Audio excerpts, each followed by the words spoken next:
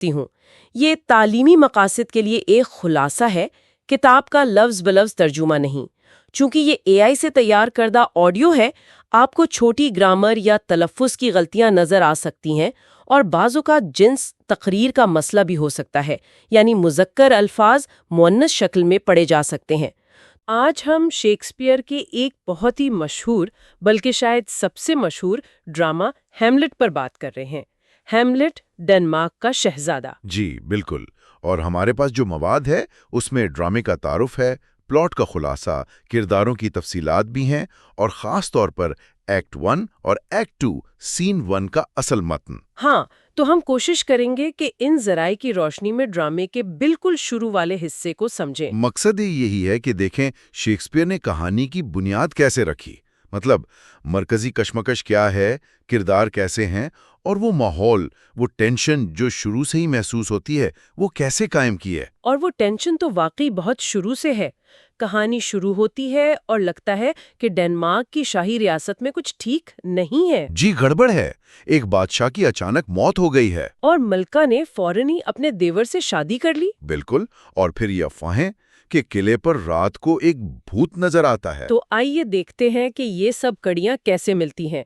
کہانی کا مرکز تو ظاہر ہے شہزادہ ہیملٹ ہے۔ ہاں، ہیملٹ وہ وٹنبرگ یونیورسٹی میں پڑھ رہا ہے، فلسفہ، ایک سوچنے سمجھنے والا نوجوان ہے۔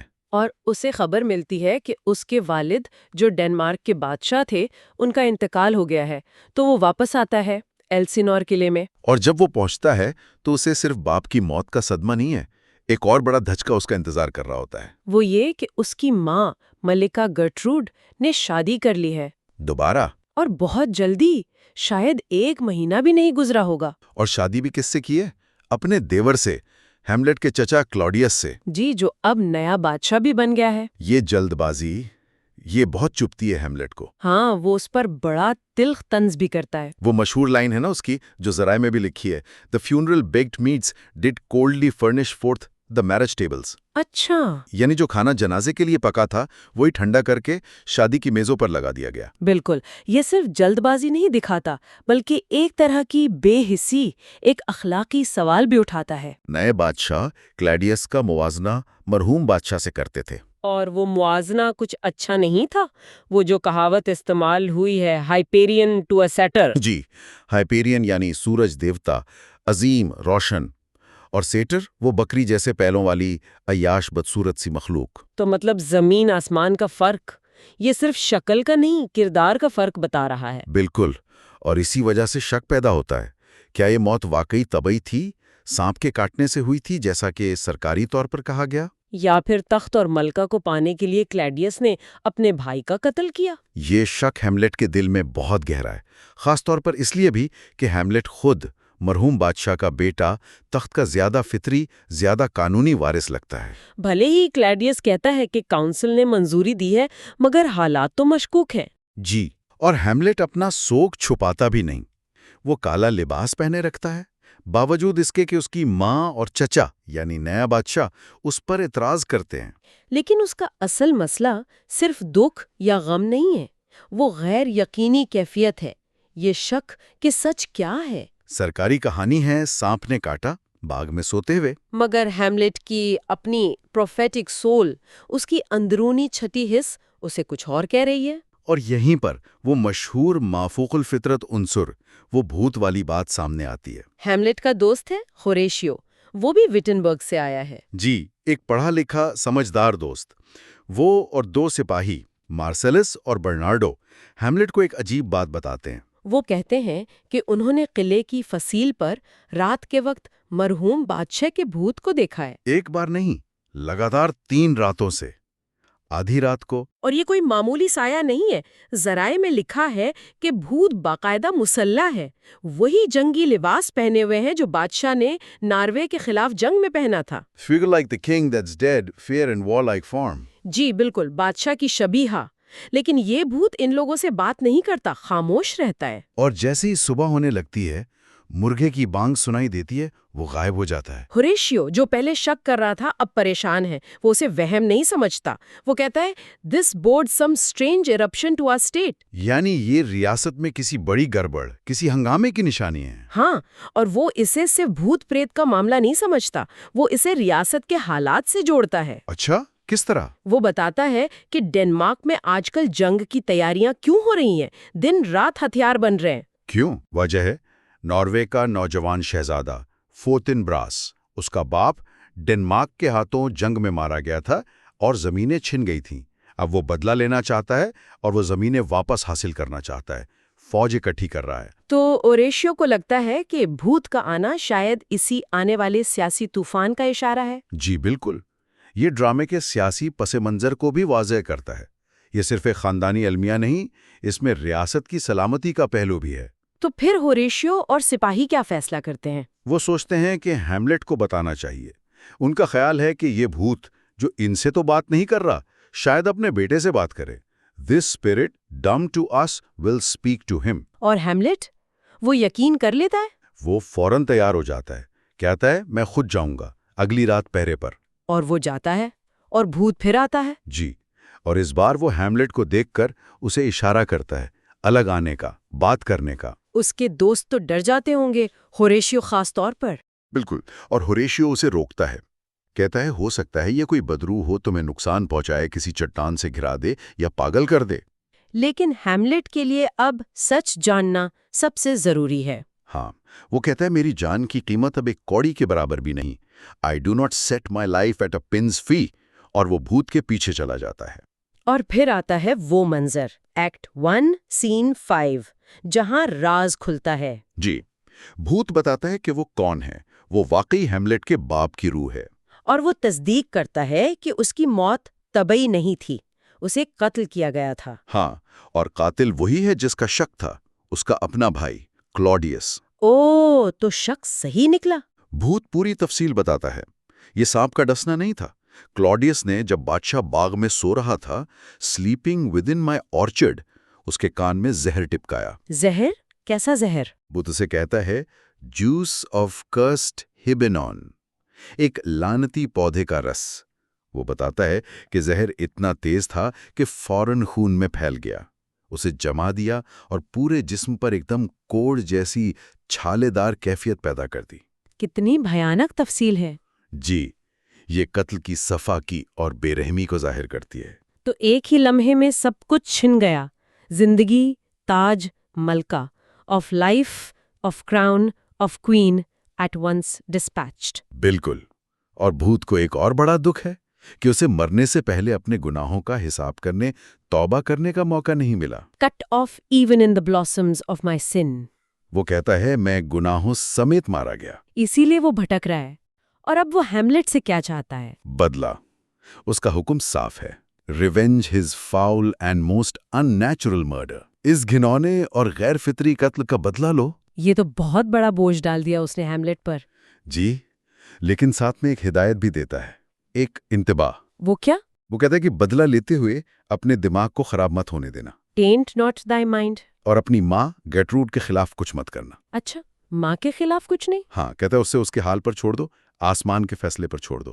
لیو ہر ٹو ہیون۔ یہ ہیملٹ کے لیے صورتحال کو اور بھی پیچیدہ بنا دیتا ہے۔ تو ہیملٹ کیا کرتا ہے؟ وہ فوراً مان لیتا ہے؟ وہ قسم کھاتا ہے بدلے کی، کہتا ہے میں سب کچھ بھلا دوں گا، اپنی پڑھائی، فلسفہ، ساری یادیں، بس یہ حکم یاد رکھوں گا۔ اور اپنے دوستوں سے، ہوریشیو اور مارسلس سے؟ ان سے بھی قسم لیتا ہے کہ وہ یہ راز کسی کو نہیں بتائیں گے، یہاں تک کہ بھوت کی آواز بھی زمین کے نیچے سے آتی ہے، سویر، قسم کھاؤ۔ بڑا ڈرامائی منظر ہے۔ اور یہیں پر ہیملٹ وہ بات کہتا ہے نا اپنے رویے کے بارے میں۔ جی، وہ اپنے دوستوں کو کہتا ہے کہ ہو سکتا ہے آگے چل کر میں کچھ عجیب و غریب حرکتیں کروں، پاگل پن کا ناٹک کروں، پٹ این اینٹک ڈسپوزیشن آن۔ تو کیا یہ صرف ایک چال ہے، ایک حکمت عملی؟ بظاہر تو یہی لگتا ہے، تاکہ کلاڈیس اور دربار والے اس پر شک نہ کرے اور اسے موقع ملے کہ وہ اپنے باپ کے قتل کا بدلہ لینے کی منصوبے بندی کر سکے۔ یہ وہیں سے شروع ہو جاتا ہے، ظاہر اور حقیقت کا کھیل، اپیرنس ورسز ریالٹی۔ بالکل، اور وہ کہتا ہے کہ وہ اس مقصد کے لیے سب کچھ قربان کر دے گا، اپنی محبت بھی۔ اوفیلیا کے لیے اپنی محبت۔ اچھا، اوفیلیا کا ذکر بھی آتا ہے وہاں؟ جی، اشارہ ملتا ہے کہ ان کے درمیان کچھ تھا۔ یہ تو ہوئی بھوت والی کہانی، لیکن اس سے پہلے دربار میں کیا ہو رہا تھا ایکٹ 1 سین 2 میں؟ ہاں، وہ سین بھی بہت اہم ہے۔ وہ ہمیں کلاڈیس کا کردار دکھاتا ہے، اس کا حکومت کرنے کا انداز۔ وہ دربار سے خطاب کرتا ہے۔ جی، اور بڑی مہارت سے بات کرتا ہے۔ ایک طرف بھائی کی موت کا دکھ جتاتا ہے، دوسری طرف گرڈروڈ سے اپنی شادی کو جواز دیتا ہے۔ وہ عجیب سی ترکیبیں استعمال کرتا ہے، جیسے ڈیفیٹڈ جوائے، شکست خوردہ خوشی، یا مرتھ ان فیونرل، جنازے میں خوشی۔ مطلب متضاد چیزوں کو ملانے کی کوشش۔ ہاں، یہ دکھانے کے لیے کہ زندگی چلتی رہتی ہے۔ اور وہ یہ بھی کہتا ہے کہ یہ شادی ریاست کے مفاد میں ہے اور کونسل کی منظوری سے ہوئی ہے۔ یہ اس کی سیاسی چالاکی ہے۔ وہ صرف اپنی بات نہیں کرتا، ریاست کے کام بھی کرتا نظر آتا ہے۔ وہ فوٹنبراس والا معاملہ؟ جی، فوراً اس سے نپٹنے کے لیے وہ ناروے میں سفیر بھیجتا ہے۔ اور لائٹیز کو بھی اجازت دے دیتا ہے فرانس جانے کی۔ ہاں، لائٹیز جو پولونیس کا بیٹا ہے، شاید پولونیس کو خوش رکھنے کے لیے۔ پھر اس کا سامنا ہیملیٹ سے ہوتا ہے۔ جی، اور وہ ہیملیٹ کے سوگ پر تنقید کرتا ہے، کہتا ہے یہ غیر مردانہ ہے، ان مینلی، یہ ضد ہے، امپیس اسٹبرنس۔ اور اسے کہتا ہے کہ وٹنبرگ واپس نہ جاؤ، یہیں رہو۔ ہاں، میرے بیٹے کی طرح رہو اور میرے بعد تم ہی وارث ہو، most immediate to our throne. یہ ایک طرح سے اسے اپنی نظروں کے سامنے قابو میں رکھنے کی کوشش ہے۔ ہیملیٹ کا جواب کیا ہوتا ہے؟ وہ بڑا محتاط جواب دیتا ہے نا؟ بہت محتاط۔ وہ سیدھا کلاڈیس کو جواب نہیں دیتا، اپنی ماں کی طرف دیکھ کر کہتا ہے I shall in all my best obey you madam۔ میں آپ کا حکم مانوں گا madam.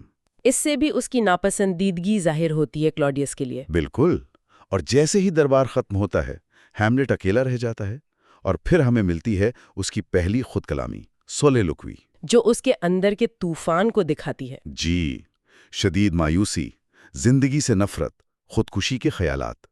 Oh that this too solid flesh would melt۔ کاش یہ گوشت پوست پگھل جائے۔ اور سب سے زیادہ غصہ اور دکھ اسے اپنی ماں کی جلد شادی پر ہے۔ بہت زیادہ۔ وہ کہتا ہے frailty thy name is woman، کمزوری تیرا نام عورت ہے۔ وہ اپنے باپ ہائپیرین کا موازنہ اپنے چچا سیٹر سے کرتا ہے۔ اس خود کلامی سے ہمیں ہیملیٹ کی گہرائی، اس کے درد کی شدت کا اندازہ ہوتا ہے۔ اسی دوران ایک اور خاندان بھی ہے جس کی کہانی چل رہی ہے، پولونیس کا خاندان۔ جی، پولونیس بادشاہ کا مشیر خاص، اس کا بیٹا لائریٹیز اور بیٹی اوفیلیا۔ ایکٹ 1 سین 3 میں لائریٹیز فرانس جا رہا ہے، اور جانے سے پہلے وہ اپنی بہن اوفیلیا کو کچھ نصیحتیں کرتا ہے ہیملیٹ کے بارے میں۔ ہاں، وہ اوفیلیا کو کہتا ہے کہ ہیملیٹ کی محبت پر زیادہ اعتبار نہ کرنا، یہ جوانی کا جوش ہو سکتا ہے، ٹوائے ان بلڈ، شاید مستقل نہ ہو، فارورڈ ناٹ پرماننٹ۔ اور اس کی وجہ یہ کہ ہیملیٹ شہزادہ ہے، اس کی مرضی اپنی نہیں، his will is not his own. اسے شادی ریاست کی بھلائی دیکھ کر کرنی پڑے گی، تو اوفیلیا کو محتاط رہنا چاہیے، فیئر اٹ اوفیلیا۔ پھر پولونیس خود آ جاتا ہے۔ پہلے تو وہ لائریٹیز کو بہت ساری نصیحتیں کرتا ہے، بڑی مشہور نصیحتیں ہیں وہ۔ جی، وہ جو آج بھی لوگ دہراتے ہیں، گیو دائی تھاٹس نو ٹنگ، سوچ کو زبان نہ دو، neither a borrower nor a lender be, نہ قرض لو نہ دو، اور سب سے مشہور to thine own self be true, اپنے آپ سے سچے رہو۔ بڑی اچھی باتیں، لیکن کیا پولونیس خود ان پر عمل کرتا ہے؟ یہ دیکھنا ہوگا۔ یہ اہم نکتہ ہے، خاص طور پر جب ہم دیکھتے ہیں کہ لیارٹیز کے جاتے ہی وہ اوفیلیا سے کیا کہتا ہے۔ وہ لیارٹیز سے بھی زیادہ سخت نکلتا ہے۔ جی، وہ ہیملیٹ کے محبت کے اظہار کو، اس کے وعدوں کو، ٹینڈرز کو بالکل جھوٹ قرار دیتا ہے، کہتا ہے یہ صرف پھندے ہیں، جال ہیں، اسپرنجز ٹو کیچ وڈ کاکس۔ اور وہ اوفیلیا کو حکم دیتا ہے سختی سے کہ وہ ہیملیٹ سے بالکل نہ ملے، نہ اسے بات کرے، ایک لمحہ بھی اس کے ساتھ ضائع نہ کرے۔ I would not have you so slander any moment leisure as to give words or talk with the Lord Hamlet۔ اور اوفیلیا کیا کہتی ہے؟ وہ کہتی ہے I shall obey my lord، میں حکم مانوں گی میرے آقا۔ یہاں ہمیں اوفیلیا کی مجبوری، اس زمانے میں عورت کی حیثیت کا بھی اندازہ ہوتا ہے، اس کے اپنے جذبات کی کوئی قدر نہیں۔ تو ایک طرف ہیملیٹ محبت قربان کرنے کی بات کر رہا ہے، دوسری طرف اوفیلیا کو محبت سے روکا جا رہا ہے۔ جی، اب آتے ہیں ایکٹ 2 کے آغاز پر۔ ذرائع کے خلاصے بتاتے ہیں کہ ہیملیٹ نے وہ جو کہا تھا اینٹک ڈسپوزیشن، یعنی پاگل پن کا دکھاوا، وہ شروع کر دیا ہے۔ اور وہ کامیاب ہو رہا ہے اس میں؟ کچھ حد تک. کم از کم بادشاہ اور ملکہ کلاڈیس اور گرٹروڈ پریشان ہیں، سمجھ نہیں پا رہے کہ یہ ہو کیا رہا ہے. لیکن پولونیس کو لگتا ہے کہ اسے پتا ہے. ہاں، خلاصے کے مطابق پولونیس کا خیال ہے کہ ہیملٹ اس لیے پاگل ہو گیا ہے کیونکہ اوفیلیا نے اس کے کہنے پر ہیملٹ کی محبت ٹھکرا دی ہے. وہ اپنی تھیوری بادشاہ اور ملکہ کو بتاتا بھی ہے. شاید ہیملٹ کا کوئی خط بھی دکھاتا ہے جو اس نے اوفیلیا کو لکھا تھا. جی، یہ پولونیس کی عادت دکھاتا ہے کہ وہ ہر چیز کو اپنے نظریے سے دیکھتا ہے اور خود کو بہت عقل مند سمجھتا ہے.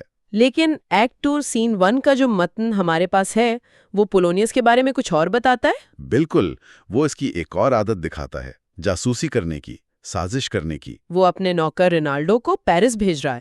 جی، تاکہ وہ لائٹیز پر نظر رکھے، خفیہ طور پر پتہ کرے کہ لائٹیز پیرس میں کیسا چال چلن کرتا ہے. اور اس کا طریقہ بھی بڑا عجیب ہے. وہ رینالڈو کو کہتا ہے کہ تم خود لائٹیز کے بارے میں کچھ ہلکی پھلکی غلط باتیں پھیلاؤ. ہاں، جیسے کہ وہ جوا کھیلتا ہے یا شراب پیتا ہے یا جھگڑے کرتا ہے. وانٹن، وائلڈ اینڈ یوزول سلپس. تاکہ کیا ہو؟ تاکہ دوسرے لوگ اس کی باتوں کے جواب میں اگر لائٹیز واقعی کچھ غلط کر رہا ہے تو وہ بتا دیں. اس کا فلسفہ ہے یا bait of falsehood takes this carp of truth. تمہارا جھوٹ کا چارہ سچائی کی مچھلی کو پکڑ لے گا. یہ تو بڑی ٹیڑھی چال ہے اور یہ اس کی اپنی نصیحت to thine own self be true کے بالکل خلاف لگتی ہے. یہی تو تضاد ہے اس کے کردار میں، دوسروں کو نصیحت، خود عمل نہیں. اچھا، تو یہ پولونیس کی جاسوسی چل رہی ہے. دوسری طرف بادشاہ اور ملکہ کیا کر رہے ہیں ہیملٹ کے معاملے میں؟ وہ پولونیس کی بات سے پوری طرح مطمئن نہیں ہے. انہیں لگتا ہے ہیملٹ کے اس رویے کی وجہ کچھ اور گہری ہے. تو وہ کیا کرتے ہیں؟ وہ ہیملٹ کے بچپن کے 2 دوستوں کو بلاتے ہیں، روزنکرائنٹس اور گلڈنسٹن. انہیں کیوں بلایا جاتا ہے؟ ان کا کام ہوتا ہے کہ وہ ہیملٹ کے ساتھ وقت گزاریں، اس سے گھلے ملیں اور پتہ چلائیں کہ آخر اس کے دل میں کیا ہے، اس حالت کی اصل وجہ کیا ہے. یہ بھی ایک طرح کی جاسوسی ہے. دربار سازشوں سے بھرا ہوا ہے. ہر کوئی دوسرے کے راز جاننے کی کوشش کر رہا ہے. جی، اور اسی دوران ہیملٹ بھی چپ نہیں بیٹھا، وہ بھی اپنی چال چل رہا ہے. وہ کیسے؟ ایکٹ 2 کے خلاصے میں آتا ہے کہ دربار میں کچھ اداکار آتے ہیں، ٹریولنگ پلیئرز. ہاں. تو ہیملٹ ان کو دیکھ کر کیا سوچتا ہے؟ اسے ایک آئیڈیا آتا ہے، ایک زبردست آئیڈیا. وہ ان اداکاروں سے ایک ڈرامہ کروانے کا سوچتا ہے نا؟ بالکل، ایک ڈرامہ سٹیج کروائے گا ایلسینور میں. وہ اسے کہتا ہے دا ماؤس ٹریپ، چوہے دان. چوہے دان کیوں؟ کیونکہ اس ڈرامے میں وہ کچھ لائنیں خود لکھ پر شامل کرے گا، ایسی لائنیں جو بالکل اس منظر کو پیش کریں گی جس طرح بھوت نے بتایا تھا کہ اسے قتل کیا گیا. اچھا، تاکہ وہ دیکھ سکے کہ کلاڈیس کا رد عمل کیا ہوتا ہے. بالکل. کیا کلاڈیس ڈرامے کا وہ حصہ دیکھ کر بے چین ہوگا؟ کیا اس کا جرم اس کے چہرے سے ظاہر ہوگا؟ کیا اس کا ضمیر جاگے گا؟ ہیملٹ کہتا ہے The play is the thing wherein I'll catch the conscience of the king. Drama ہی وہ ذریعہ ہے جس سے میں بادشاہ کے ضمیر کو پکڑوں گا. یہ بہت ہوشیار منصوبہ ہے. اور یہ اس لیے بھی اہم ہے کہ ہیملٹ ابھی تک 100% بھوت پر یقین نہیں کر پایا ہے. اسے ڈر ہے کہ کہیں وہ بھوت شیطان نہ ہو جو اسے گناہ پر اکسا رہا ہو. تو ڈرامہ ایک طرح سے بھوت کی بات کی تصدیق کا ذریعہ بنے گا. جی، یہ ہیملٹ کے کردار کا وہ پہلو دکھاتا ہے جو سوچ بچار کرتا ہے، فوراً عمل نہیں کرتا، وہ ثبوت چاہتا ہے. تو اب ڈرامے کے اس ابتدائی حصے کے آخر تک ہم دیکھتے ہیں کہ سارے کردار اپنی اپنی جگہ پر آ گئے ہیں. جی، ایک شہزادہ ہے جسے بدلے کا حکم ملا ہے، وہ دکھ میں بھی ہے اور پاگل پن کا ناٹک بھی کر رہا ہے. ایک بادشاہ ہے جو قاتل ہے اور اپنی جگہ مضبوط کرنا چاہتا ہے. ایک ملکہ ہے جو شاید بے خبر ہے یا جان بوجھ کر انجان بن رہی ہے یا شاید مجبور ہے. اور باقی درباری ہیں جو سازشیں کر رہے ہیں، جاسوسی کر رہے ہیں، پولونیس، روزنکرینٹس، گلڈنسٹن. اور بیچ میں ایک معصوم لڑکی اوفیلیا جو باپ اور عاشق کے متضاد تقاضوں میں پھنس گئی ہے. شیکسپیئر نے بہت مہارت سے یہ پورا جال بچھا دیا ہے. کردار، ان کے نفسیاتی پہلو، مرکزی کشمکش، بدلہ، دھوکہ، ظاہر اور حقیقت، اخلاقیات کے سوالات، سب کچھ سامنے آ گیا ہے. بالکل. اب سٹیج تیار ہے آگے کی پیچیدگیوں کے لیے اور المیے کے گہرے ہونے کے لیے. یہ سب جاننے کے بعد ان ذرائع کی روشنی میں ایک سوال جو میرے ذہن میں آ رہا ہے وہ یہ ہے کہ ہیملٹ کا یہ پاگل پن کا دکھاوا کیا یہ واقعی صرف دکھاوا ہی رہے گا؟ مطلب آپ پوچھ رہی ہیں کہ کیا غم، صدمہ، دھوکہ اور بدلے کا یہ جو بھاری بوجھ اس پر آن پڑا ہے، کیا اس کی وجہ سے اس کی ذہنی حالت واقعی غیر مستحکم تو نہیں ہو رہی؟ ہاں، کیا وہ کردار نبھاتے نبھاتے کہیں خود اس کردار کا حصہ تو نہیں بنتا جا رہا؟ کیا لائن دھندلا رہی ہے دکھاوے اور حقیقت کے بیچ؟ یہ ایک بہت بڑا سوال ہے جو پورے ڈرامے میں ہمارے ساتھ رہتا ہے، اور اسی سے جڑا دوسرا سوال پولونیس اور اوفیلیا کا ہے۔ جی، پولونیس جو اپنی بیٹی کے جذبات کو دبا رہا ہے، محض بادشاہ کی خوشنودی کے لیے یا اپنی سمجھ کے مطابق اسے بچانے کے لیے، اور اوفیلیا کو جو اس نے ہیملٹ سے دور رہنے کا حکم دیا ہے، اس کا انجام کیا ہوگا؟ ایک طرف ہیملٹ کا یہ رویہ جو اوفیلیا کو سمجھ نہیں آ رہا ہوگا، اور دوسری طرف باپ کا سخت حکم، وہ بیچاری ان دو پارٹوں کے بیچ میں کیسے پسے گی؟ بالکل، اس فرما بردار لڑکی پر اس صورتحال کا کیا اثر ہوگا؟ یہ وہ پہلو ہیں جن پر غور کیا جا سکتا ہے اور جو ڈرامے کو مزید تہدار بناتے ہیں۔ آج ہم شیکسپیئر کے ہیملٹ کے اس حصے میں گہرائی میں جا رہے ہیں جہاں الجھنیں بڑھتی ہیں اور کیا کہتے ہیں، شک کے جال بنے جاتے ہیں۔ ایکٹ 2 سین 1 اور 2 یہ وہ جگہ ہے جہاں ہیملٹ کا کردار اور بھی پراسرار ہو جاتا ہے، اور ڈنمارک کا جو دربار ہے وہ بس یہ جاننے کے لیے بے چین ہے کہ آخر ہیملٹ کو ہوا کیا ہے۔ تو ہمارے سامنے یہی دو سینز ہیں، ایک تو اوفیلیا کا وہ خوفناک قسم کا سامنا ہیملٹ سے، پھر بادشاہ اور ملکہ کی فکر، ان کی وہ جاسوسی کی کوششیں۔ جی، پولونیس کا اپنا ایک الگ ہی نظریہ ہے، اور خود ہیملٹ کا وہ عجیب و غریب رویہ۔ آج ہماری کوشش یہی ہوگی کہ ان واقعات کے پیچھے دیکھیں کہ کرداروں کے اصل مقاصد کیا ہیں، ان کے آپسی تعلقات کیسے بدل رہے ہیں، اور خاص طور پر ہیملٹ کا یہ جو پاگل پن نظر آ رہا ہے، کیا یہ سچ ہے یا کوئی منصوبہ ہے؟ چلیں اس پیچیدہ صورتحال کو ذرا کھولتے ہیں۔ یقیناً یہ سینز ڈرامے کی بنیاد رکھتے ہیں۔ یہاں ہر کوئی دوسرے پر نظر رکھے ہوئے ہے، اور جو حقیقت ہے وہ جیسے کسی نقاب کے پیچھے چھپی ہوئی ہے۔ اور شروعات ہی دیکھیں اوفیلیا کے بیان سے ہوتی ہے، ایک انتہائی ڈرامائی واقعہ جو فوراً دربار میں ہلچل مچا دیتا ہے۔ بالکل، اوفیلیا آتی ہے اپنے والد پولونیس کے پاس کافی گھبرائی ہوئی، اور بتاتی ہے کہ ہیملٹ اس کے کمرے میں آیا تھا، لیکن اس کی حالت بہت ہی غیر معمولی تھی۔ کپڑے ٹھیک نہیں، چہرہ بالکل زرد، گھٹنے جیسے کانپ رہے تھے۔ یہ صرف ایک پریشان عاشق تو نہیں لگتا۔ نہیں، بالکل نہیں، یہ اس سے کہیں زیادہ کیا کہتے ہیں خوفناک منظر ہے۔ اور صرف ہولیا نہیں، اس کا جو انداز تھا وہ بھی بڑا عجیب تھا۔ اوفیلیا کہتی ہے نا کہ اس نے مضبوطی سے اس کی کلائی پکڑی، بس گھورتا رہا اسے دیر تک، پھر ایک گہری آہ بھری، جیسے اس کا دل ہی ٹوٹ رہا ہو، اور پھر بغیر کچھ کہے پیچھے ہٹتے ہوئے چلا گیا، لیکن نظریں آخر تک اوفیلیا پر تھیں۔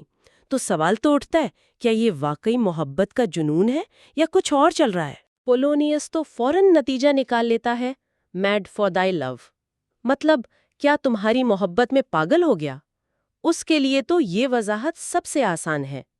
جی، آخر اسی نے تو اوفیلیا کو منع کیا تھا ہیملٹ سے ملنے سے، تو کیا یہ صرف ایک باپ کی جلد بازی ہے، یا کہیں نہ کہیں اس کی اپنی انا بھی ہے کہ بھئی میرے حکم کا اتنا اثر ہوا؟ یہ ایک دلچسپ نکتہ ہے۔ دیکھیں، پولونیس ایک ایسا کردار ہے جو چیزوں کو سیدھا رکھنا چاہتا ہے، اپنے کنٹرول میں۔ تو یہ نظریہ کہ ہیملٹ اس کی بیٹی کی محبت میں پاگل ہو گیا ہے، یہ صورتحال کو ایک ایسی شکل دیتا ہے جسے وہ سمجھ سکتا ہے، اور شاید بادشاہ کے سامنے پیش کر کے اپنی اہمیت بھی جتا سکتا ہے۔ وہ تھوڑا پچھتاتا ضرور ہے کہ شاید سختی زیادہ کر دی، لیکن فوراً فیصلہ کرتا ہے کہ یہ بات بادشاہ کو بتانی چاہیے، کیونکہ اسے لگتا ہے کہ بھائی محبت کے جنون کو چھپانا خطرناک ہو سکتا ہے۔ یہ اس کی عملیت پسندی بھی ہے، بھلے غلط فہمی پر مبنی ہو۔ دوسری طرف بادشاہ کلوڈیس اور ملکہ گرٹروڈ بھی ہیملٹ کی اس تبدیلی سے بہت پریشان ہیں، جسے وہ ٹرانسفارمیشن کہتے ہیں۔ وہ پولونیس کے نظریے کا انتظار نہیں کرتے، بلکہ اپنا منصوبہ بناتے ہیں۔ جی، وہ ہیملٹ کے بچپن کے دوستوں روزنکرانس اور گلڈنسٹرن ان کو بلوا بھیجتے ہیں۔ ہاں، اور ان کا مقصد بالکل صاف ہے، دوستی کی آڑ میں جاسوسی کرنی ہے۔ وہ چاہتے ہیں کہ یہ دونوں ہیملٹ کے ساتھ گھلے ملیں، اس کا دل بہلائیں، اور باتوں باتوں میں پتہ کریں کہ آخر اس کی اس حالت کی اصل وجہ کیا ہے، سوائے باپ کی موت کے۔ ویدر آٹ ٹو اس ان نون افلکٹس ہم دس، کلاڈیس کی پریشانی میں شاید جرم کا احساس بھی شامل ہو، جبکہ گرٹروڈ کی فکر ایک ماں کی محبت زیادہ لگتی ہے، لیکن جواب دونوں کو چاہیے۔ ملکہ تو خاص طور پر کہتی بھی ہیں کہ ہیملٹ دوستوں کو بہت چاہتا ہے تو شاید وہ کامیاب ہو جائیں، لیکن یہ تو دوستی کا غلط استعمال ہوا نا۔ بالکل، اور روزن کرینٹس اور گلڈنسٹرن فوراً تیار ہو جاتے ہیں۔ بٹ وی بوتھ اوبے، وہ درباری ہیں، بادشاہ کا حکم ماننا ان کا فرض ہے، لیکن یہیں سے ان کی وفاداری پر سوال اٹھنا شروع ہو جاتا ہے۔ کیا وہ ہیملٹ کے دوست ہیں یا بادشاہ کے کارندے؟ یہ جو دوہری حیثیت ہے یہ انہیں آگے چل کر مشکل میں ڈالے گی۔ اسی دوران پولونیس آتا ہے۔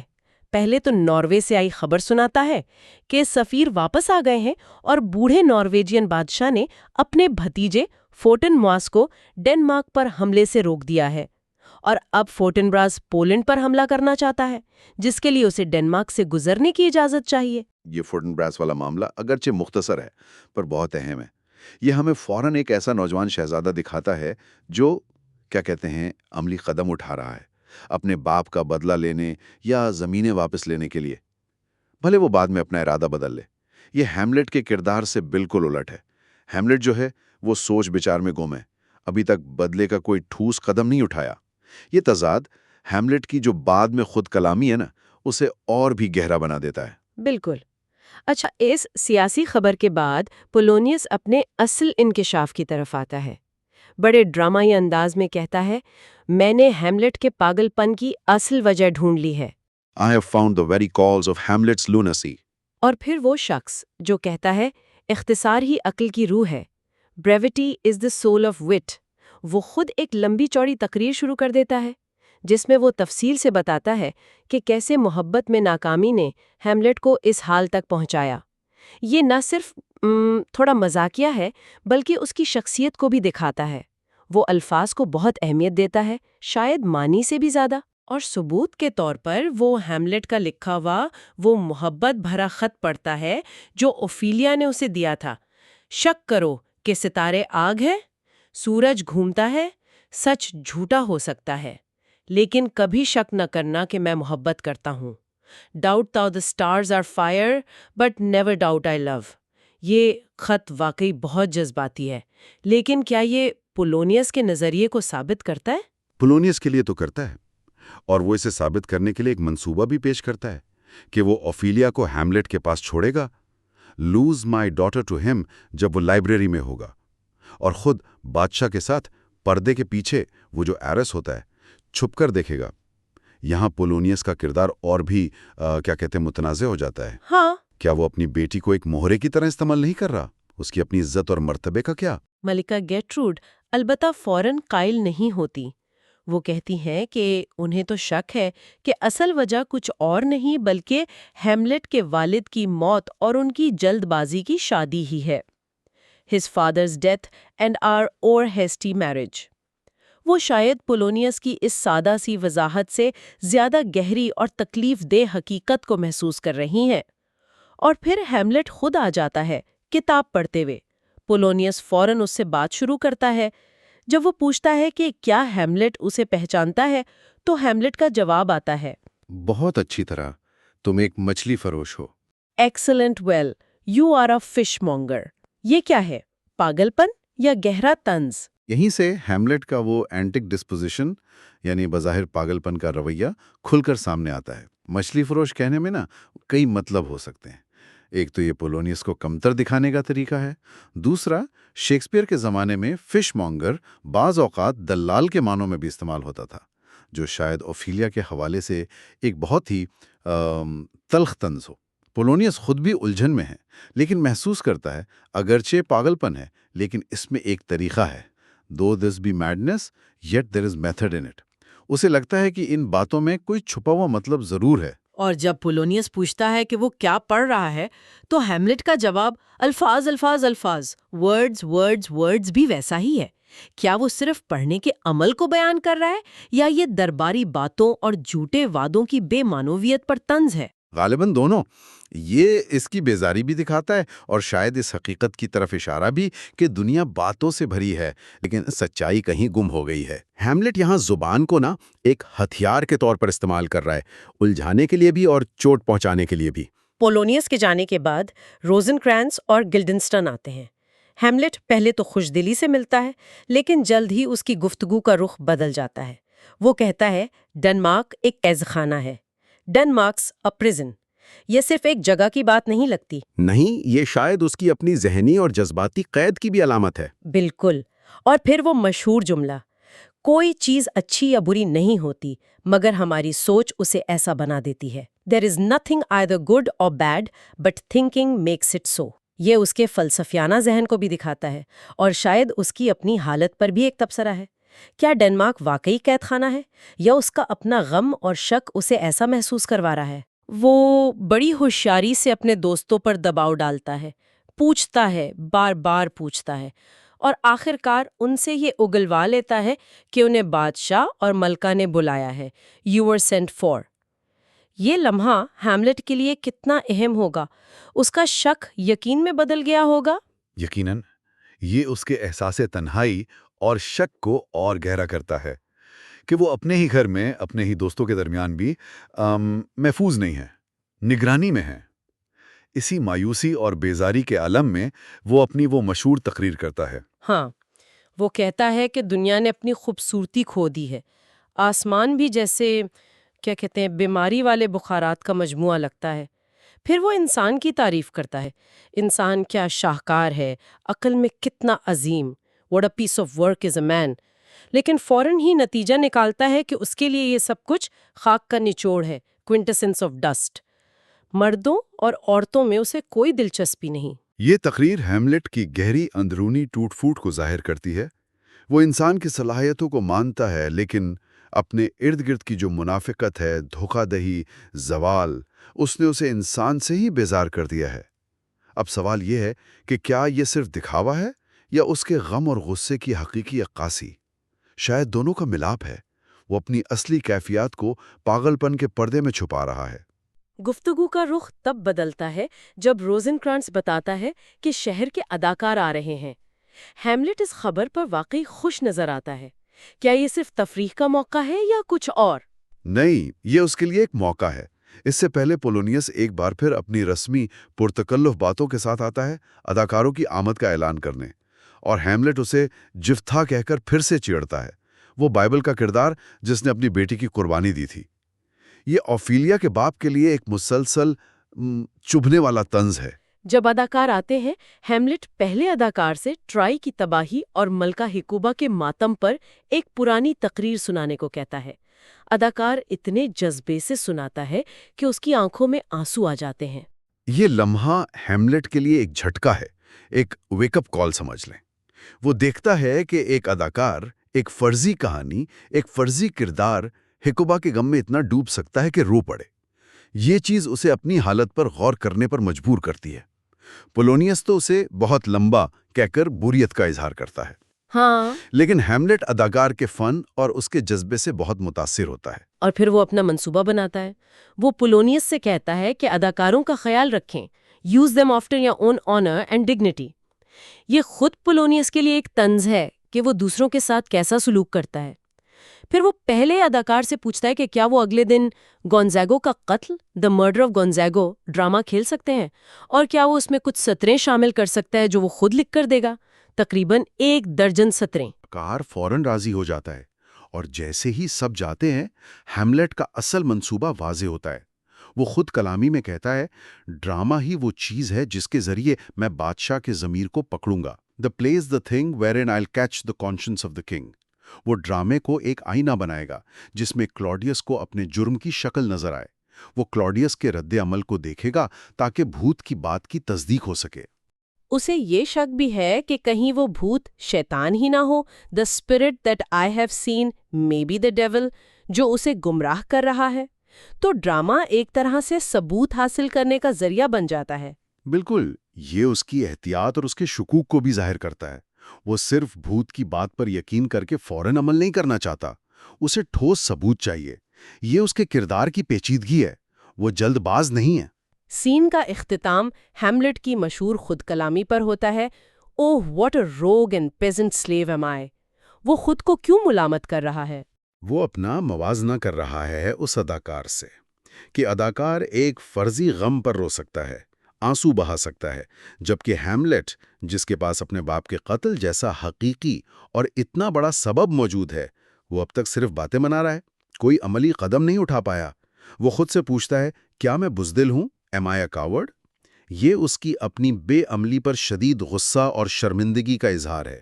وہ محسوس کرتا ہے کہ اس میں وہ جذبہ نہیں ہے جو بدلہ لینے کے لیے ضروری ہے۔ لیکن یہ خود کلامی صرف مایوسی پر ختم نہیں ہوتی ہے نا؟ نہیں، اسی غصے اور خود ملامتی سے وہ جیسے توانائی حاصل کرتا ہے اور اپنے منصوبے کو عملی جامہ پہنانے کا عزم کرتا ہے۔ ڈرامے کا منصوبہ اسی خود کلامی کے آخر میں پختہ ہوتا ہے۔ تو اگر ہم ان دو سینز کا خلاصہ کریں، ہیملیٹ کے پاگل پن کی خبر پھیلتی ہے، پولونیس اسے محبت کا معاملہ قرار دیتا ہے، کلاڈیس اور گیٹروڈ اپنے شکوک کے ساتھ دوستوں کو جاسوسی پر لگاتے ہیں۔ ہر کوئی ہیملیٹ کو سمجھنے یا بے نقاب کرنے کی کوشش میں لگا ہوا ہے۔ اور اسی دوران ہیملیٹ خود بھی ایک کھیل کھیل رہا ہے۔ وہ بظاہر پاگل پن کا مظاہرہ کرتا ہے، طنزیہ اور معنی خیز باتیں کرتا ہے، لیکن اندر ہی اندر وہ اپنا منصوبہ تیار کر رہا ہے۔ اداکاروں کی آمد اسے ایک موقع فراہم کرتی ہے کہ وہ سچائی کو سامنے لائے اور اپنے شک کو یقین میں بدل لیں۔ یہ مناظر ظاہر و باطن، حقیقت و فریب اور عمل اور سوچ کی جو کشمکش ہے، اسے ڈرامے کے بالکل مرکز میں لے آتے ہیں۔ آخر میں ایک سوال ذہن میں آتا ہے۔ ہیملیٹ اداکار کے جذبات کے اظہار کی طاقت سے بہت متاثر ہوتا ہے۔ وہ خود اپنے شدید جذبات، غم، غصہ، بدلے کی خواہش، ان سب کو پاگل پن کے نقاب میں چھپاتا ہے۔ اگر وہ ان جذبات کا کھل کر براہ راست اظہار کر پاتا تو کیا کہانی مختلف ہوتی؟ کیا جذبات کو قابو میں رکھنا ہمیشہ طاقت کی علامت ہے، یا کبھی کبھی ان کا بے ساختہ اظہار ہی عمل کا محرک بن سکتا ہے؟ یہ بہت گہرا سوال ہے۔ اس پر غور کرنے کے لیے بہت کچھ ہے۔ آج ہم شیکسپیئر کے لازوال المیہ ہیملیٹ پر بات کر رہے ہیں، خاص طور پہ ایکٹ 3۔ یہ وہ حصہ ہے جہاں کہانی میں ایک طوفان آ جاتا ہے، نہیں؟ جی بالکل، ایکٹ 3 واقعی ڈرامے کا دل ہے۔ یہاں تناؤ عروج پر پہنچتا ہے، کرداروں کے اندرونی کشمکش، ان کے فیصلے، سب کچھ سامنے آتا ہے۔ اور ہم آج ایکٹ 3 کے سین 1 سے لے کر 4 تک کا گہرائی سے جائزہ لیں گے۔ دیکھیں گے کہ کردار کیا سوچ رہے ہیں، ان کے اصل مقاصد کیا ہیں۔ جی، ہمارا مقصد یہی ہے کہ ان اہم سینز کو کھول کر سمجھیں۔ کلاڈیس کا جرم، ہیملیٹ کا مشہور خود کلامی، اوفیلیا سے وہ تلخ مکالمہ، اور پھر وہ ڈرامے کے اندر ڈرامہ جس سے سب راز کھل جاتے ہیں۔ اور ہاں، پولونیس کا قتل بھی۔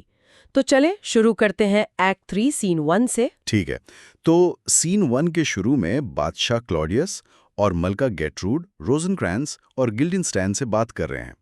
یہ دونوں ہیملیٹ کا راز جاننے میں ناکام رہے ہیں۔ جی، وہ بتاتے ہیں کہ ہیملیٹ پریشان تو لگتا ہے لیکن وجہ نہیں بتاتا، بلکہ گلڈنسٹن کہتا ہے کہ وہ بڑی چالاک پاگل پن سے، مطلب کرافٹی میڈنس سے ان کے سوال ٹال دیتا ہے۔ اچھا، ہاں، لیکن وہ یہ بھی بتاتے ہیں کہ اداکار آئے ہیں اور یہ سن کر ہیملیٹ کو تھوڑی خوشی ہوئی ہے۔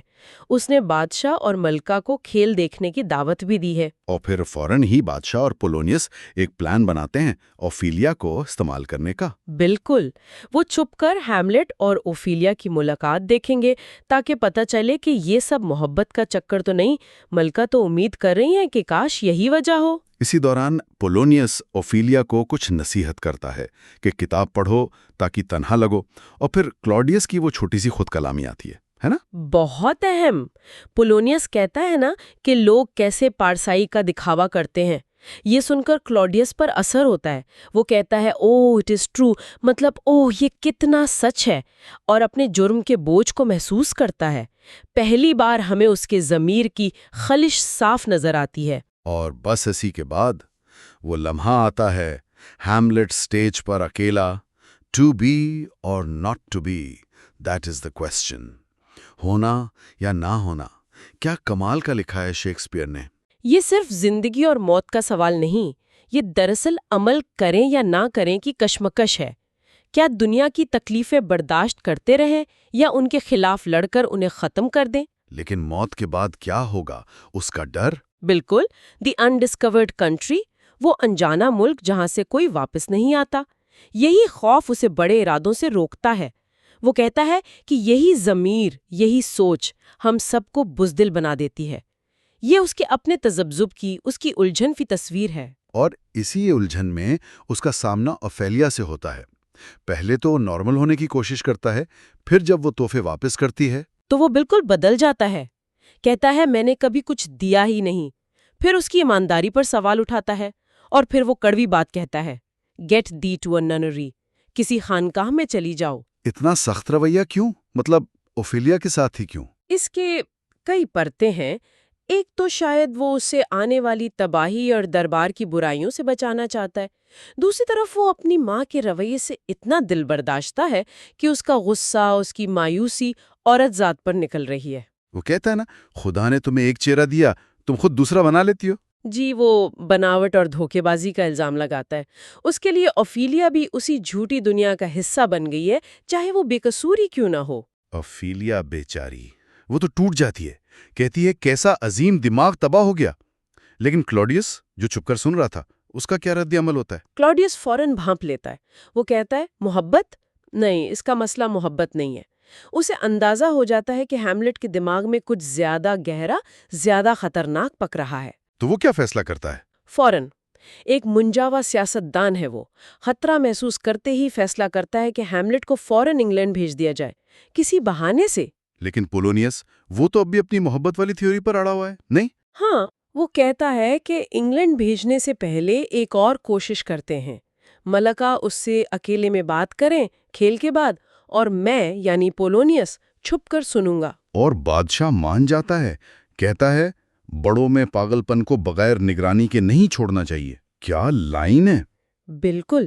تو سین 1 ہمیں ایک بہت ہی کشیدہ صورتحال میں چھوڑ دیتا ہے۔ ٹھیک ہے، اب سین 2، یہاں ہیملٹ اداکاروں کو ہدایات دے رہا ہے۔ یہ تو جیسے شیکسپیئر خود اداکاری پر لیکچر دے رہا ہو۔ ہاں، کمال کا حصہ ہے۔ وہ کہتا ہے مکالمے بالکل فطری انداز میں بولو، زیادہ ہاتھ مت چلاؤ، اوور ایکٹنگ نہ کرو۔ اداکاری کا مقصد کیا ہے؟ فطرت کو آئینہ دکھانا۔ یہ صرف ایکٹنگ ٹپس نہیں لگتی، یہ ڈرامے کے تھیم سے بھی جڑی ہیں، حقیقت، دکھاوا۔ یقیناً۔ پھر وہ اپنے دوست ہوریشیو سے بات کرتا ہے، اس کی تعریف کرتا ہے کہ تم جذباتی نہیں ہو، متوازن ہو، ناٹ پیشن سلیو، اور اسے اپنے پلان میں شامل کرتا ہے۔ کیا پلان ہے؟ کہ کھیل میں ایک سین ایسا ڈالا گیا ہے جو بالکل اس کے باپ کے قتل جیسا ہے۔ وہ ہوریشیو سے کہتا ہے کہ تم بس بادشاہ یعنی کلاڈیس کے چہرے کو دیکھنا، اس کے تاثرات نوٹ کرنا۔ اگر بادشاہ نے کوئی رد عمل نہیں دیا تو اس کا مطلب ہوگا کہ بھوت جھوٹا تھا، شاید شیطان تھا، اور ہیملٹ کے سارے شکوک فضول تھے۔ یہ ایک طرح سے ثبوت حاصل کرنے کا منصوبہ ہے۔ پھر دربار لگتا ہے، کھیل شروع ہوتا ہے۔ ہیملٹ اسے نام دیتا ہے دا ماؤس ٹریپ، چوہے دان۔ پہلے ایک خاموش تمثیل ہوتی ہے، اشاروں میں پورا قتل دکھا دیا جاتا ہے، بادشاہ، ملکہ، محبت، بادشاہ کا سونا، پھر ایک آدمی کا آنا، کان میں زہر ڈالنا، تاج چرانا، اور پھر قاتل کا ملکہ کو جیت لینا۔ کلاڈیس یہ سب دیکھ رہا ہے، کوئی رد عمل؟ ابھی نہیں۔ خاموش تمثیل پر وہ بظاہر پرسکون رہتا ہے، شاید وہ اسے صرف ایک کہانی سمجھ رہا ہے۔ پھر اصل ڈرامہ شروع ہوتا ہے۔ کھلاڑی بادشاہ اور کھلاڑی ملکہ آپس میں وفاداری کے وعدے کرتے ہیں۔ کھلاڑی ملکہ تو بہت زور دے کر کہتی ہے کہ بیوہ ہونے کے بعد دوسری شادی کرنا تو پہلے شوہر کو قتل کرنے کے برابر ہے۔ اس پر ہیملٹ فوراً تبصرہ کرتا ہے، ورم ورڈ، کڑوی بات، زہر جیسی بات۔ وہ براہ راست اپنی ماں اور کلاڈیس پر طنز کر رہا ہے۔ اور پھر وہ سین آتا ہے، لوسینس، جسے ہیملٹ بادشاہ کا بھتیجا کہتا ہے۔ وہ سٹیج پر آتا ہے اور سوئے ہوئے کھلاڑی بادشاہ کے کان میں زہر ڈالتا ہے۔ یہی وہ لمحہ ہے۔ ہیملٹ اونچی آواز میں منظر کی وضاحت بھی کرتا ہے۔ اور کلاڈیس اب کیا ہوتا ہے؟ اب وہ برداشت نہیں کر پاتا، فوراً گھبرا کر کھڑا ہو جاتا ہے، چلاتا ہے، روشنی لاؤ، یہاں سے چلو۔ ابے، اور تیزی سے ہال سے نکل جاتا ہے۔ تو ثابت ہو گیا۔ ہیملٹ اور ہوریشیو کے لیے تو بالکل۔ ہیملٹ خوشی سے چیختا ہے، اب میں بھوت کی بات پر 1000 پاؤنڈ کی شرط لگاتا ہوں۔ اسے یقین ہو گیا کہ کلاڈیس ہی قاتل ہے۔ کھیل وہیں رک جاتا ہے۔ پھر روزنکرینز اور گلڈنسٹرن آتے ہیں، پریشان حال، بتاتے ہیں کہ بادشاہ بہت غصے میں ہے اور ملکہ تم سے ملنا چاہتی ہیں۔ اور یہاں ہیملٹ ان دونوں پر خوب طنز کرتا ہے، بانسری یعنی ریکارڈر منگواتا ہے اور انہیں کہتا ہے کہ اسے بجاؤ۔ جب وہ کہتے ہیں کہ ہمیں نہیں آتی تو ہیملٹ کہتا ہے کہ تم مجھے ایک معمولی بانسری نہیں بجا سکتے، تو تم کیا سمجھتے ہو کہ تم مجھے، میری روح کو، میرے رازوں کو بجا لوگے؟ کیا زبردست مثال ہے۔ جی، وہ ان کی اصلیت ان پر واضح کر دیتا ہے۔ تم مجھے چھیڑ سکتے ہو مگر مجھ پر ساز نہیں بجا سکتے۔ پولونیس بھی آتا ہے، وہی پیغام لے کر کے ملکہ بلا رہی ہیں، اور ہیملٹ اس سے بادلوں کے بارے میں پوچھ کر اس کا مذاق اڑاتا ہے۔ کبھی کہتا ہے اونٹ لگتا ہے، کبھی نیولا، کبھی ویل۔ اور پولونیس بیچارہ ہر شکل پر ہاں جی بالکل ویسا ہی ہے کہتا رہتا ہے۔ یہ ہیملٹ کی نظر میں درباریوں کی چاپلوسی اور بے حقیقتی کو دکھاتا ہے۔ سین کے آخر میں ہیملٹ کا ایک اور چھوٹا سا مگر بہت تاریک خود کلامی ہے۔ "'Tis now the very witching time of night." ہاں، وہ کہتا ہے کہ یہ رات کا وہ پہر ہے جب قبریں کھلتی ہیں اور جہنم کی بو آتی ہے۔ وہ محسوس کرتا ہے کہ اب وہ گرم خون پی سکتا ہے، مطلب اب وہ بدلہ لینے کے لیے تیار ہے، لیکن وہ ماں کے پاس جا رہا ہے۔ وہ کہتا ہے کہ میں اس سے خنجر جیسی باتیں کروں گا مگر خنجر استعمال نہیں کروں گا۔ I will speak daggers to her but use none۔ یہ بھی ایک عجیب کشمکش ہے، ظالم بھی ہونا ہے مگر غیر فطری بھی نہیں۔ بالکل، وہ اپنی ماں کو تکلیف پہنچائے گا لیکن جسمانی طور پر نہیں۔ اچھا جی، اب سین 3، یہ نسبتاً چھوٹا ہے مگر بہت بہت اہم۔ کلاڈیس کھیل دیکھ کر بری طرح گھبرا گیا ہے۔ جی، وہ روزنکرینز اور گلڈنسٹرن کو بلاتا ہے اور حکم دیتا ہے کہ فوراً ہیملٹ کو انگلینڈ لے جانے کی تیاری کرو۔ وہ کہتا ہے اس کا پاگل پن اب خطرناک ہو گیا ہے سب کے لیے۔ پولونیس بھی وہاں آتا ہے۔ وہ بتاتا ہے کہ میں اب ملکہ کے کمرے میں پردے کے پیچھے چھپنے جا رہا ہوں، جب ہیملٹ اس سے ملے گا تاکہ اصل بات پتہ چلے۔ اور یہی چھپنا اس کی موت کا باعث بنے گا۔ ستم ظریفی دیکھیں۔ پولونیس چلا جاتا ہے۔ اب کلاڈیس اکیلا ہے اور وہ دعا کرنے کی کوشش کرتا ہے۔ یہ شیکسپیئر کے سب سے مشہور خود کلامیوں میں سے ایک ہے، نہیں؟ یقیناً، یہاں ہمیں کلاڈیس کا ایک بالکل مختلف روپ نظر آتا ہے۔ وہ اپنے گناہ کو پوری شدت سے محسوس کر رہا ہے۔ او میرا جرم سنگین ہے، ایک بھائی کا قتل۔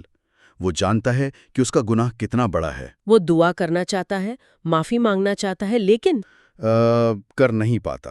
کیوں؟ کیونکہ وہ کہتا ہے کہ میں ان چیزوں کو چھوڑنے کو تیار نہیں جن کے لیے میں نے گناہ کیا تھا، میرا تاج، میری اپنی خواہشات اور میری ملکہ۔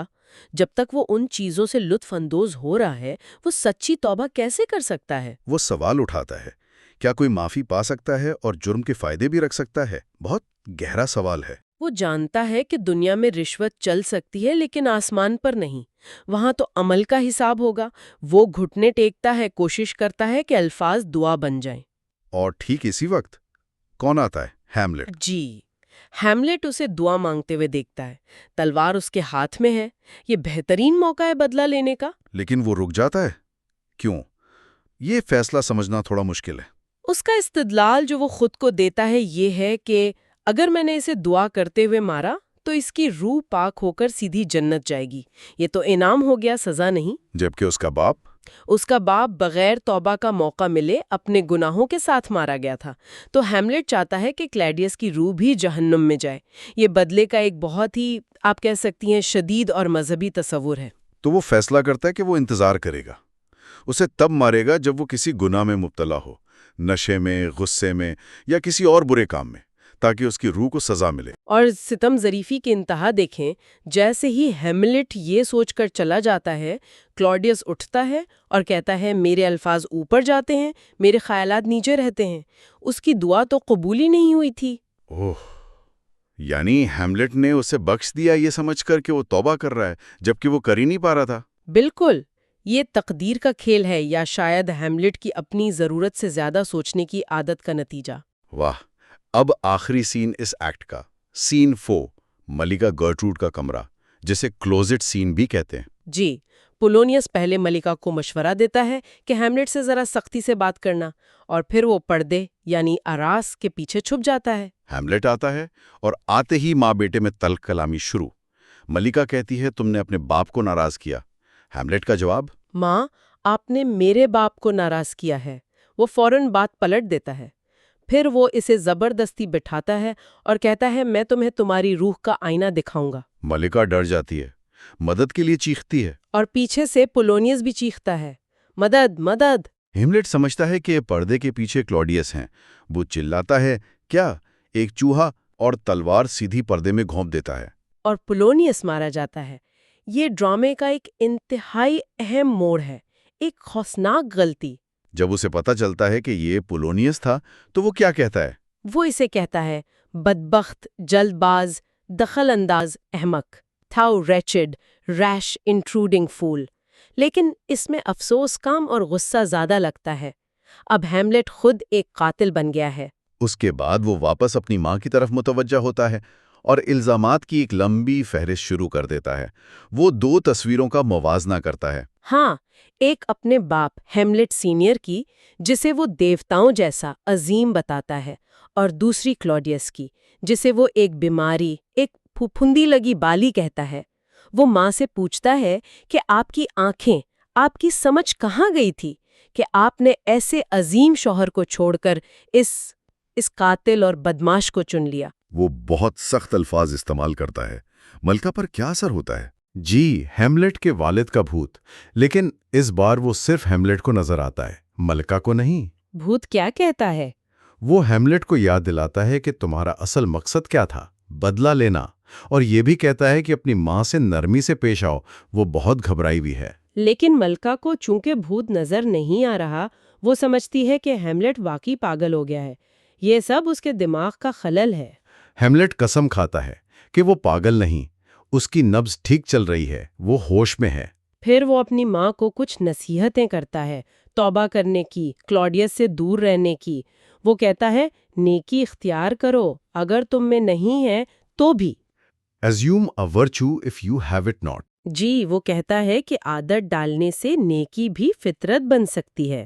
پھر وہ پولونیس کے قتل پر بات کرتا ہے، افسوس کا اظہار تو کرتا ہے، لیکن کہتا ہے کہ شاید آسمان کی یہی مرضی تھی اور مجھے ہی یہ سزا دینے والا سکرج اینڈ منسٹر بننا تھا۔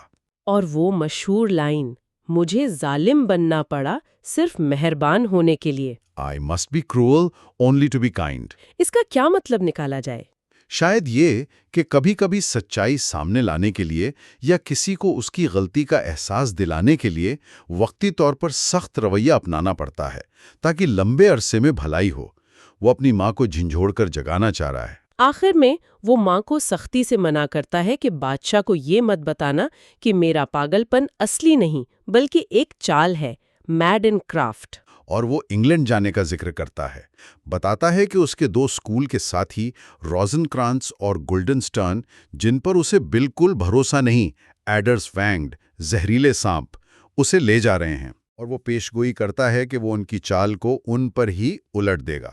یہ مزہ آئے گا جب انجینئر اپنے ہی بارود سے اڑے گا، ہوئسٹ ود ہز اون پٹال۔ یہ دکھاتا ہے کہ ہیملیٹ اب بدل رہا ہے۔ وہ اب صرف سوچنے والا فلسفی نہیں رہا، اب وہ عمل کرنے والا، سازش کا جواب سازش سے دینے والا بن رہا ہے۔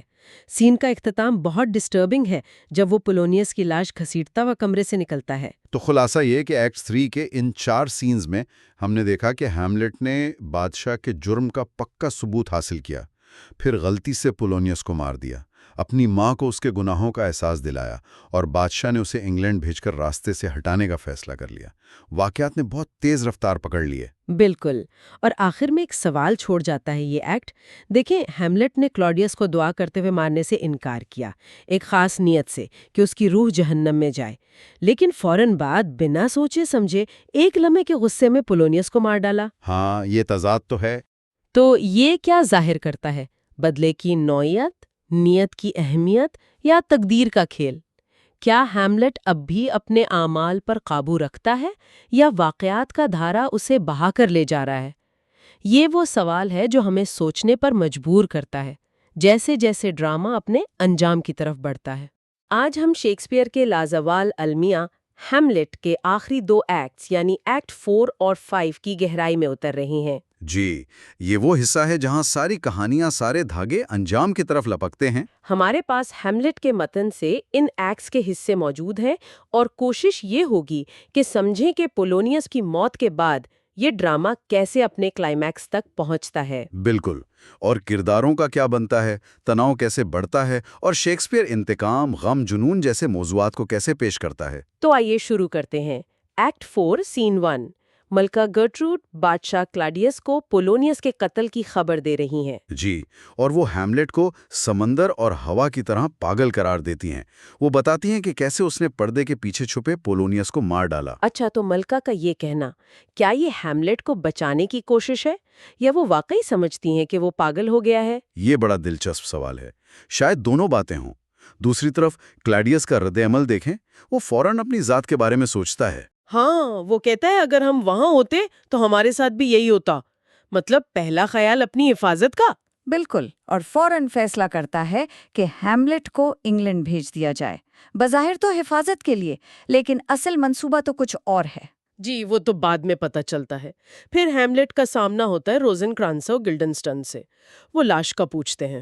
اور ہیملیٹ انہیں کیا خوب جواب دیتا ہے، سپنج کہتا ہے۔ ہاں، کہ تم لوگ بادشاہ کی خوشنودی، اس کے انعامات، اس کا اختیار، سب کچھ جذب کرتے ہو۔ اور جب بادشاہ کو ضرورت نہیں رہتی تو وہ تمہیں نچوڑ کر پھینک دیتا ہے۔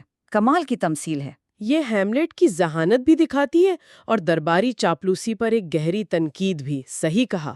وہ پورے سسٹم پر سوال اٹھا رہا ہے۔ پھر سین 3 میں بادشاہ خود ہیملیٹ سے پوچھتا ہے لاش کے بارے میں۔ اور ہیملیٹ کے جوابات، وہ تو اور بھی کمال کے ہیں، پہیلیاں ہیں۔ کہتا ہے پولونیس کھانے پر ہے، جہاں وہ کھا نہیں رہا بلکہ کھایا جا رہا ہے۔ جی، اور پھر وہ کیڑوں کی دعوت کا ذکر کرتا ہے کہ کیسے ایک کیڑا بادشاہ کو کھا سکتا ہے، اور وہ کیڑا مچھلی کھاتی اور مچھلی کو انسان کھاتا ہے۔ یعنی موت سب کو برابر کر دیتی ہے، شاہ و غدا سب مٹی میں مل جاتے ہیں۔ بالکل، یہ ہیملیٹ کا فلسفہ ہے۔ اور اسی سین کے آخر میں کلاڈیس کا وہ حکم انگلینڈ کو کہ ہیملیٹ کو فوراً قتل کر دو۔ تو یہ تو تھے پولونیس کی موت کے فوری نتائج۔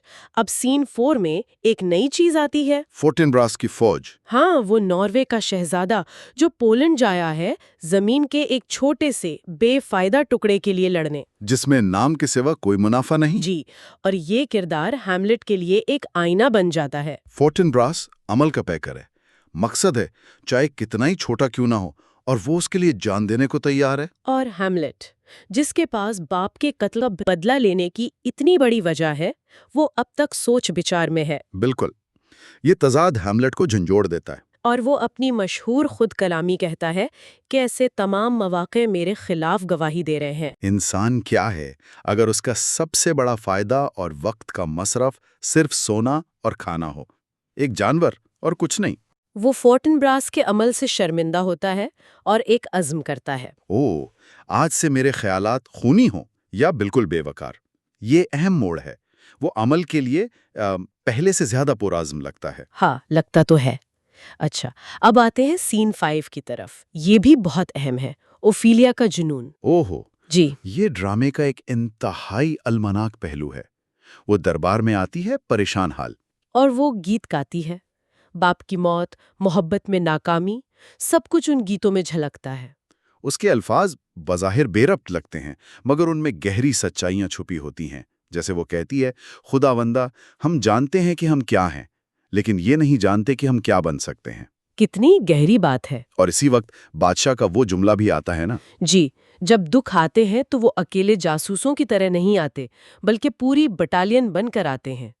ڈنمارک پر مصیبتیں ٹوٹ پڑی ہیں۔ اور اسی افراتفری میں لیرٹیز بھی آ جاتا ہے فرانس سے۔ ہاں، غصے میں بھرا ہوا سیدھا بادشاہ کے پاس جاتا ہے، مجھے میرا باپ دو۔ عوام بھی اس کے ساتھ ہے۔ وہ ہیملیٹ سے بالکل مختلف ہے، فوری انتقام چاہتا ہے، کوئی سوچ بچار نہیں۔ بالکل، اور کلاڈیس اسی چیز کا فائدہ اٹھاتا ہے۔ وہ لیرٹیز کے غصے کو بڑی چالاکی سے ہیملیٹ کے خلاف استعمال کرنے کا سوچتا ہے۔ اس سے پہلے افیلیا دوبارہ آتی ہے، اس بار پھولوں کے ساتھ۔ جی، اور وہ ہر کردار کو ان کی حیثیت یا ان کے اعمال کے مطابق پھول دیتی ہے۔ روزمیری یادداشت کے لیے، ہاں۔ پینسیز خیالات کے لیے، فینل اور کولمبائن چاپلوسی اور بے وفائی کے لیے۔ رو پچھتاوے کے لیے۔ ہاں، یہ پھولوں کا منظر افیلیا کے جنون کے ذریعے دربار کی اصلیت دکھاتا ہے۔ یہ ایک طرح کا تبصرہ ہے۔ اور لیرٹیز یہ سب دیکھ کر اور بھی غم اور غصے میں آ جاتا ہے۔ یقیناً، اس کی بہن کی یہ حالت اور باپ کا قتل، وہ بدلے کے لیے بے چین ہے۔ پھر سین 6 میں ایک غیر متوقع خبر آتی ہے، ہیملیٹ واپس آ گیا ہے۔ جی، ہوریشیو کو خط ملتا ہے۔ ہیملیٹ بتاتا ہے کہ قزاقوں نے حملہ کیا اور اسے واپس ڈنمارک چھوڑ گئے۔ یہ تھوڑا عجیب نہیں لگتا؟ قزاقوں والا واقعہ؟ ہاں، اسے ڈیوس ایکس ماکینا بھی کہا جاتا ہے، مطلب کہانی کو آگے بڑھانے کے لیے ایک اچانک حل۔ لیکن یہ ہیملیٹ کو واپس منظر میں لاتا ہے۔ اور روزن کرینز اور گلڈنسٹن وہ انگلینڈ کی طرف جا رہے ہیں، اپنی موت کی طرف؟ جی، انہیں ابھی نہیں معلوم کہ ہیملیٹ نے خط بدل دیا ہے۔ ٹھیک، اب سین 7 یہاں کلاڈیس اور لیورٹس مل کر حتمی منصوبہ بناتے ہیں۔ ہاں، وہ تلوار بازی کے مقابلے کا منصوبہ۔ لیارٹس کی تلوار کی نوک تیز ہوگی اور زہر میں ڈوبی ہوئی۔ انبیٹڈ اینڈ انوینمڈ، اور اگر یہ ناکام ہو جائے تو ایک زہر بھرا پیالہ تیار رکھا جائے گا، بادشاہ ہیملیٹ کو پینے کے لیے دے گا۔ کتنی گھنونی سازش ہے، اور لیورٹس اس پر راضی ہو جاتا ہے۔ وہ انتقام میں اندھا ہو چکا ہے۔ وہ کہتا ہے وہ ہیملیٹ کا گلا چرچ میں بھی کاٹ سکتا ہے۔ یہ اس کی اخلاقی گراوٹ دکھاتا ہے۔ ابھی یہ منصوبہ بنی رہا ہوتا ہے کہ ملکہ آتی ہیں بری خبر لے کر۔ اوفیلیا کی موت کی خبر، وہ ڈوب گئی ہیں۔ اور ملکہ جس طرح منظر بیان کرتی ہیں وہ بہت شاعرانہ ہے، مگر اتنا ہی دکھ بھرا۔ ندی کنارے ولو کا درخت پھول چنتے ہوئے گرنا۔ اور اپنے پرانے گیتوں کے ٹکڑے گاتی ہوئی وہ موت کی طرف بڑھ گئی۔ کیا یہ حادثہ تھا یا خودکشی؟ شیکسپیئر اسے بھی مبہم رکھتا ہے۔ جی، اور یہ خبر لیرتیز کے انتقام کی آگ کو اور بھڑکا دیتی ہے۔ تو اب ایکٹ 4 ختم ہوتا ہے ایک شدید تناؤ اور المیے کے احساس کے ساتھ۔ اب ایکٹ 5 اور ایکٹ 5 کا آغاز ہوتا ہے مشہور قبرستان والے منظر سے۔ 2 گورکن قبر کھود رہے ہیں اور اوفیلیا کی موت پر بحث کر رہے ہیں کہ خودکشی تھی یا نہیں، اور کیا اسے مسیحی طریقے سے دفنانا چاہیے۔ ان کی گفتگو میں کمال کا کالا مزہ ہے۔ موت جیسے سنجیدہ موضوع پر وہ بڑی بے تکلفی سے بات کرتے ہیں، اور طبقاتی نظام پر بھی طنز ہے۔ ہاں، کہ اگر وہ امیر نہ ہوتی تو شاید اسے یوں نہ دفناتے۔ بالکل۔ پھر ہیملیٹ اور ہوریشیو آتے ہیں۔ اور ہیملیٹ کی گورکن سے بات چیت، اور پھر وہ کھوپڑیاں۔ جی، اور خاص طور پر یورک کی کھوپڑی، شاہی مسخرہ۔ افسوس بیچارہ یورک، میں اسے جانتا تھا ہوریشیو۔ یہ تو شیکسپیئر کے مشہور ترین جملوں میں سے ہے۔ یہ لمحہ بہت گہرا ہے۔ زندگی کی ناپائیداری، شان و شوکت کا خاتمہ، موت کی برابری۔ سکندر اعظم کی مٹی کا بھی وہی حشر ہوتا ہے۔ ہیملیٹ یہاں بہت فلسفیانہ موڈ میں ہے۔ جی، وہ موت کو بہت قریب سے دیکھ رہا ہے، اس کی حقیقت کو سمجھ رہا ہے۔ پھر اوفیلیا کا جنازہ آتا ہے، رسومات بھی پوری نہیں ہے، لیرٹیز اپنے غم کا بڑا ڈرامائی اظہار کرتا ہے، قبر میں کود جاتا ہے۔ اور یہ دیکھ کر ہیملیٹ بھی سامنے آ جاتا ہے۔ یہ میں ہوں، ہیملیٹ دی ڈین۔ اور وہ بھی قبر میں کود کر لیرٹی سے الجھ پڑتا ہے، دعویٰ کرتا ہے کہ وہ اوفیلیا سے زیادہ محبت کرتا تھا۔ 40,000 بھائیوں کی محبت مل کر بھی میری محبت کا پاسنگ نہیں۔ کیا یہ سچ ہے یا یہ صرف مقابلے کا جذبہ ہے؟ یہ ایک اور سوال ہے جس کا جواب شیکسپیئر واضح نہیں دیتا۔ ہیملیٹ ایک پیچیدہ کردار ہے، شاید اس میں سچائی بھی ہو اور کچھ حد تک لیرٹیز کے دکھاوے پر رد عمل بھی۔ ٹھیک، اب آتا ہے آخری سین 2، ڈرامے کا کلائمیکس۔ جی، ہیملیٹ پہلے ہوریشیو کو بتاتا ہے کہ اس نے انگلینڈ جانے والے خط کو کیسے بدلا۔ کہ اس نے کلاڈیس کے حکم نامے کو، جس میں اس کی موت کا حکم تھا، بدل کر روزن کرینز اور گلڈنسٹن کی موت کا فرمان لکھ دیا اور اپنے والد کی مہر لگا دی۔